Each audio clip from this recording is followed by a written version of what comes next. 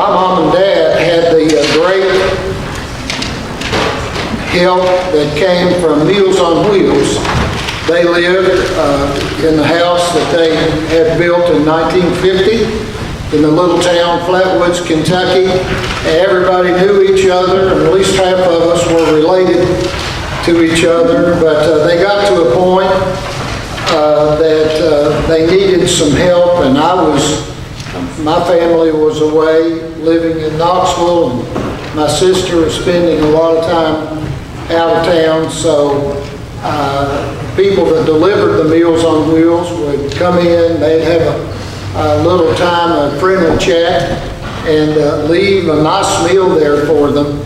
I remember coming by to check on them up from Knoxville once and looking in the refrigerator, and there were all these little styrofoam containers.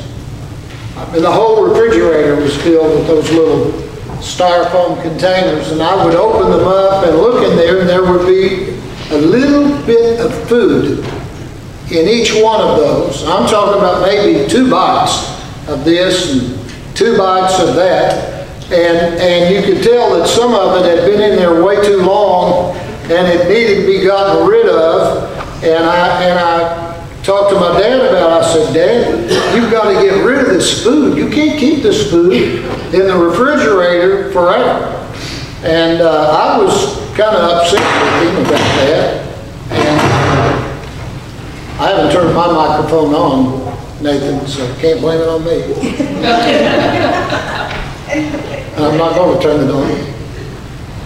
I gave him a little bit of a lecture about having all of that food in his refrigerator, all those little pieces inside of there, and we talked about it for a while, and my dad opened up to me why he did that.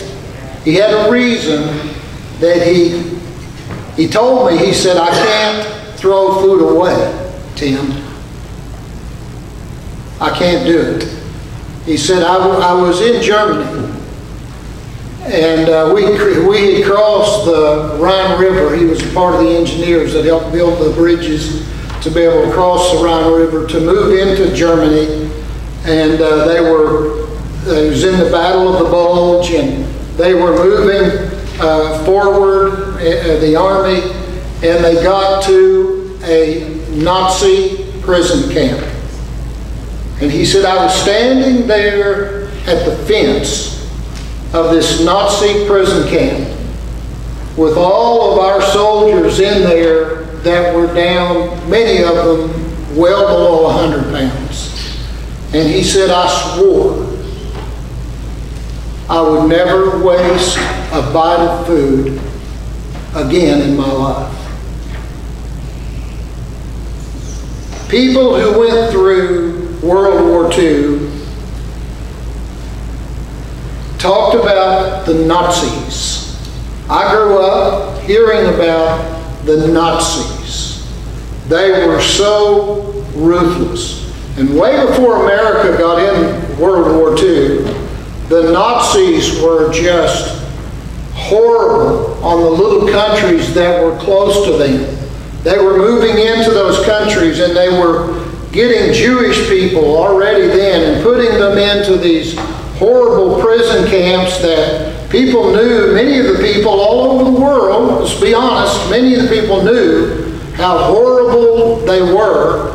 And some would argue we should have gotten into that war earlier, or some would argue no, we shouldn't have, and it said, I'm not going to get into that, but I just want to talk about the meanness, the terrible way that the Nazis were treating people all over that part of the world. And then finally, December the 7th, 1941, the Japanese bombed us, our own country at Pearl Harbor, and we declared war, went into the war against Japan, and went into the war against Germany, and etc.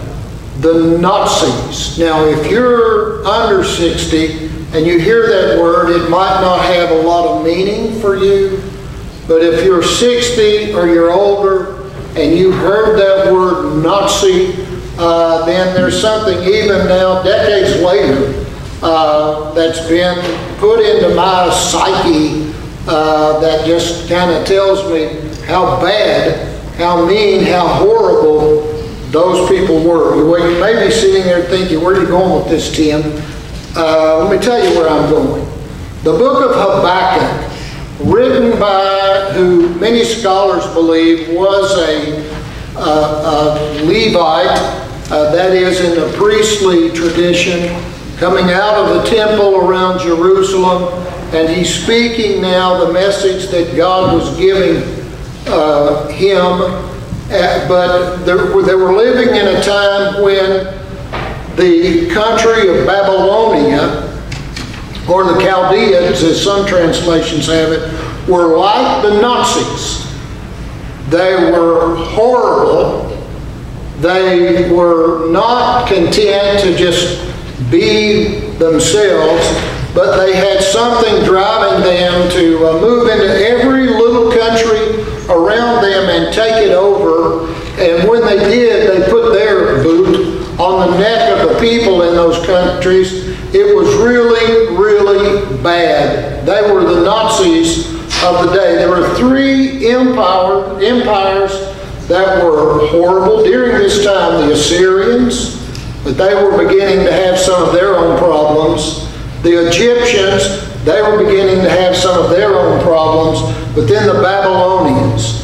And Habakkuk is speaking now around 605 BC, 600 BC. And if you know your biblical history at all, you know that Jerusalem totally fell in 586 BC. So during that 30 years or 40 years, the Babylonians are treating the Jewish people, the people in Judah, horribly, but there for a long time. And during the period of Habakkuk, they're doing it slowly. They're not just moving in and wiping Judah out, but they're taking pot shots. But as they were taking these pot shots, they were winning every time over the people of God.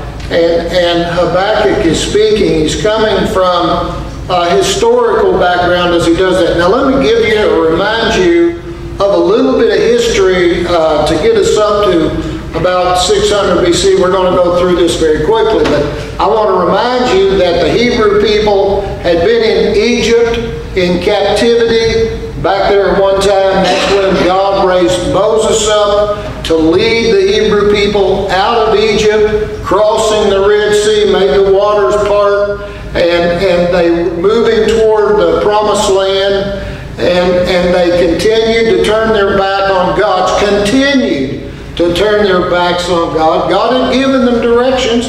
God had given them 10 simple commandments, and yet they couldn't stick with those, and they bellyached, complained, and etc. So God let those people that were a part of that generation coming out of Egypt just die. They never got into the Promised Land.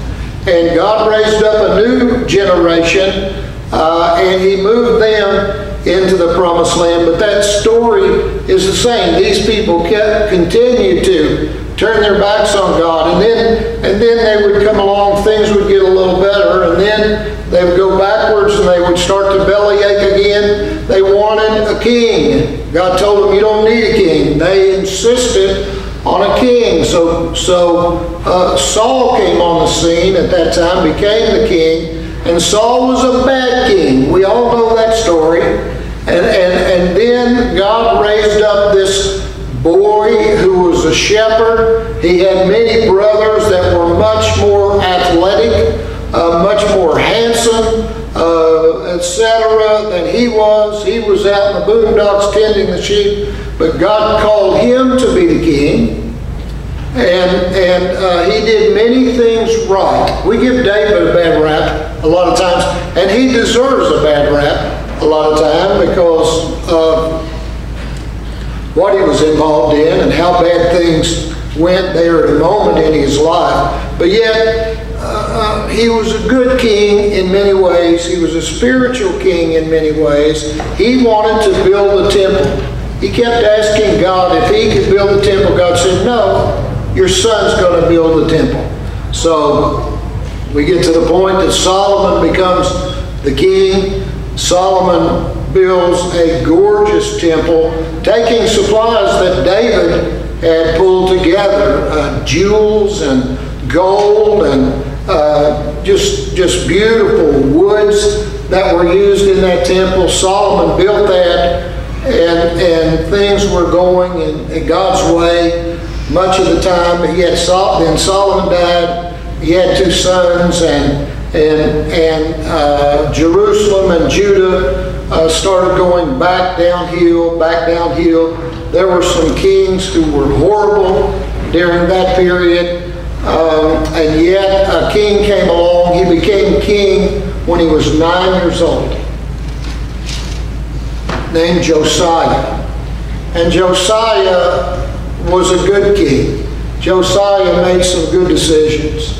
And at one time, when the temple had gotten in such bad shape and the people had quit worshiping God like they were supposed to, Josiah got the high priest and said, let's go in and clean this place up. It's filthy. God's temple shouldn't look like this. So God leads Josiah and the high priest into the high temple.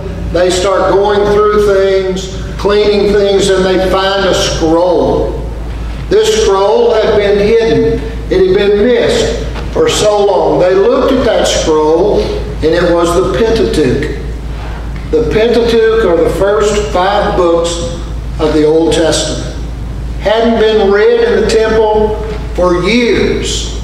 And so Josiah commanded that they begin reading the Pentateuch and having worship services and honoring God like they should in the temple. And Judah's spirituality during that time just came up and up. There was a great revival. There was a great restoration during King Josiah's reign. But I'm sad to tell you, King Josiah died. His son took over, and it was back downhill again. After all that God had done for them, after all that God had provided for them, and after all, God gave them 10 rules to live by, so to speak, and they couldn't do that. They couldn't follow that. They started turning back to those idols and those so-called gods of other people that were around them, and the morality of Jerusalem and etc. Went back downhill again. And that's where we are now, basically, with Habakkuk. And God is saying, and I'm going to cover something that's a little hard to understand, so I want you to stay with me. God is saying that He's going to use the Babylonians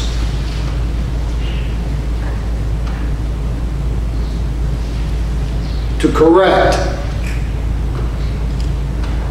the Jewish people. Now think about that for a moment. What if in 1940 or 1941, think about this for a moment, seriously. What if during that time God would have said to America, you've lost your way. You're not following my laws. You're not following my commandments. And so I'm going to use Adolf Hitler and the Nazis, and they're going to come into America and they're going to wipe you clean. That's basically what happened during this time. The Babylonians were as bad or worse as the Nazis, and God decided, I'm going to use the Babylonians to clean up Judah and Jerusalem. And boy, did they do that. In 586 BC, the Babylonians got tired of just a victory here and a victory there and victory over there.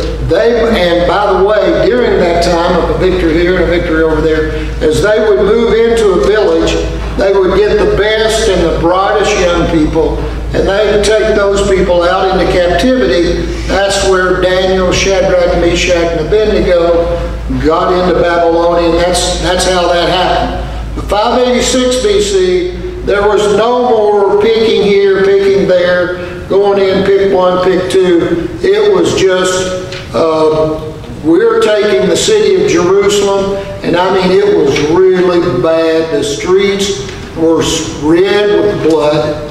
And the Babylonians went into the temple, that beautiful temple that Solomon had built. They went into that temple. They went into the Holy of Holies, where only the high priest, that one person, on one day of the year, could go into the Holy of Holies and make the highest of sacrifices. They went into the Holy of Holies with a hog. The Babylonians did. Cut that hog from one end to the other and let the hog's blood run down all over the place, over the Ark of the Covenant, and etc. That's getting close to the time that Habakkuk is speaking. He's speaking about 605 BC. That worst of the worst happened in 587, 586 BC. But they're moving into that time. So I want to go to the first chapter for just a second and read a few verses, and I want you to listen to it. The oracle that Habakkuk the prophet saw. This is a vision that God is giving him. He's saying, O Lord, how long shall I cry for help and you will not hear? Or cry to you violence and you will not save? The Babylonians are moving in more and more all the time. Why do you make me see iniquity, and why do you idly look at wrong? Destruction and violence are before me. Strife and contention arise. So the law is paralyzed, and justice never goes forth. For the wicked surround the righteous, so justice goes forth perverted. That's just like some preacher in America, if the Nazis had landed here and they were taking over like they did in France and etc., and the preacher's crying out to God, help us, oh Lord, how long will you stand by idly and let this take place? How can you let this happen? And it goes, the Lord's answer, look among the nations and see, wonder and be astounded.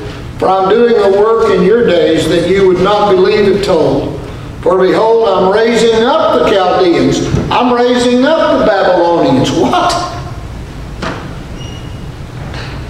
I mean, can you imagine what God is saying here? I'm raising up the Chaldeans, that bitter and hasty nation who marched through the breadth of the earth to seize dwellings not their own.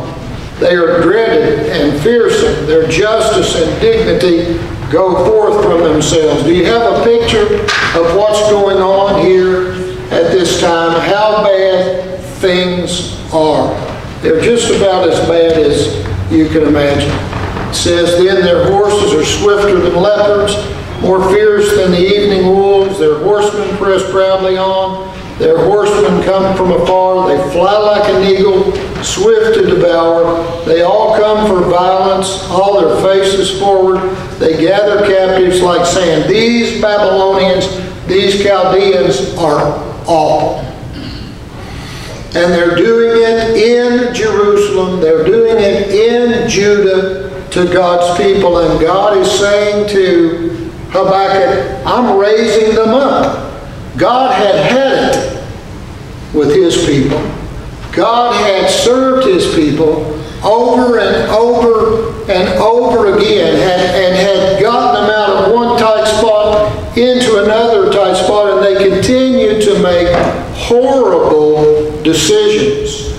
Their morality had gone down to the point that they were as evil as the people that were around them. They were as bad in idolatry, turning their backs on Jehovah God and looking to these other false gods people who were a part of those movements that they weren't to be entangled with at all, and it got to the point that God was going to get it straightened out.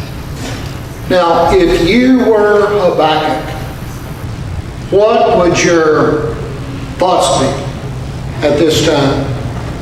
What would you say? How strong would your faith be if you were in a situation like that where you knew that your whole country was under the very harsh judgment of God?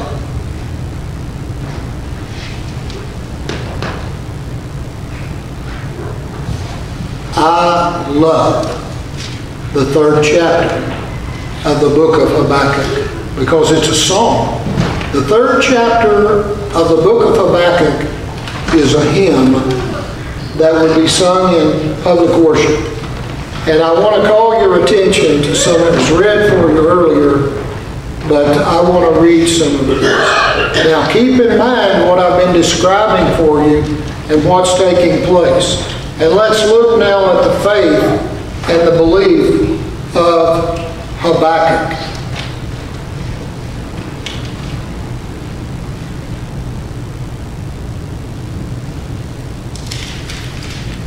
Seventeenth verse, the 3rd chapter.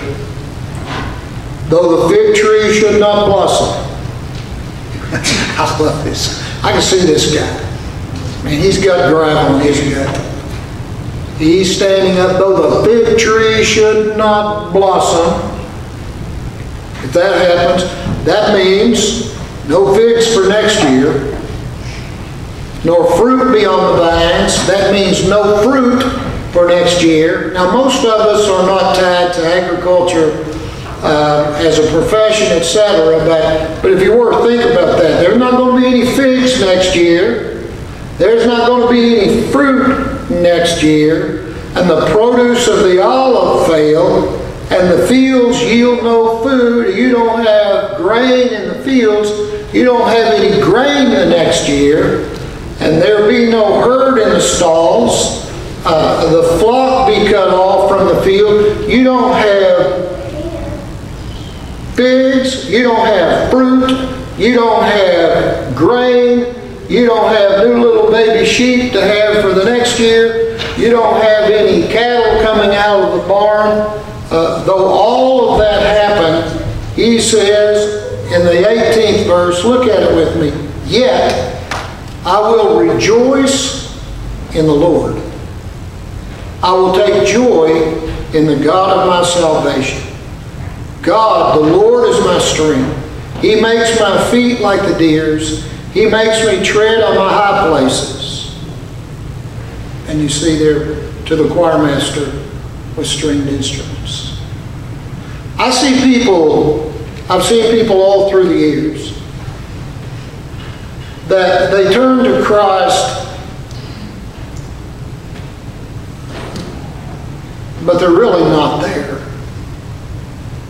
They're there thinking that Christ, that Jesus is some kind of a glorified Santa Claus. And he's just going to give me good things. I become a Christian and whoo-hoo, it's all great after that. And you see them after a while and maybe they come to church at first and maybe they read their Bible first and then they get to a point where it's just gone. There's nothing there anymore. I see it especially if a family goes through a difficult time.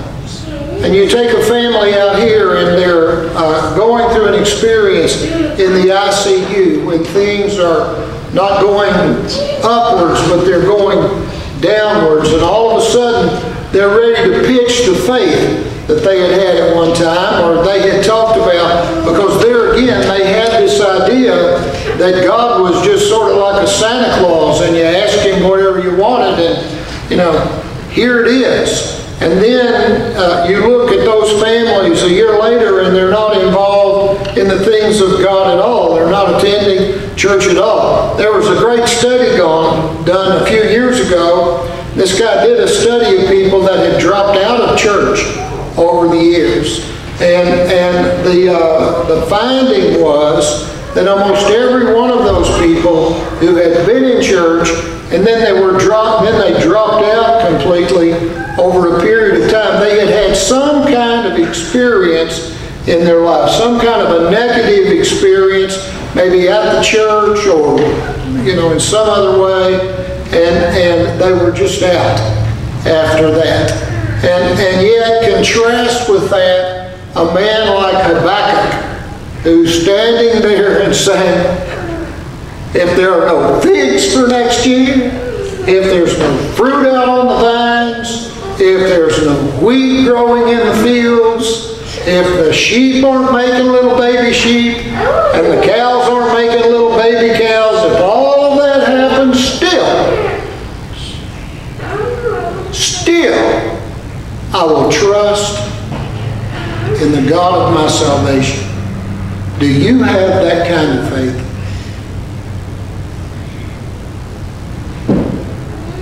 Do you have a faith that can get you through the dark times? It's easy to have a faith that can get you through the bright times. I mean, we all love the bright times. But do you have a faith that can get you through the dark times? That's where Habakkuk was. That's why we titled the sermon, Yet Will I Rejoice. I'm going to rejoice. No matter what the circumstances are, I'm going to rejoice. I hope that you have that kind of faith this morning. We're going to have a hymn of invitation now, and I'll ask you to consider what decision God's placed on your heart. If He's calling you to become a member of this church, if He's inviting you to accept His Son as your Savior and Lord, you can pray what we call the sinner's prayer, which is so simple. Lord, I want to turn from my sins, repent from my sins, and turn and follow you. I want you to be my Savior, Lord. The Bible teaches us that if you pray that moment, God comes to live in your life through the presence of the Holy Spirit, and He will be with you the rest of your life. It doesn't mean you'll be on a rosy road all the time, but He has promised to be with you and never forsake you. Whatever decision God is calling you to, I'll invite you to make it public as we stand and sing.